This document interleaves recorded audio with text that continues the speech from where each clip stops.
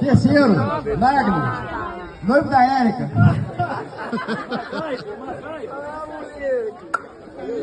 O quarto, Clemerson. Aí, Érica! E o quinto, Douglas. Só falando pra mim, eu fiquei em sexta, hein? Pô, sacanagem! Só tinha 5 na prova?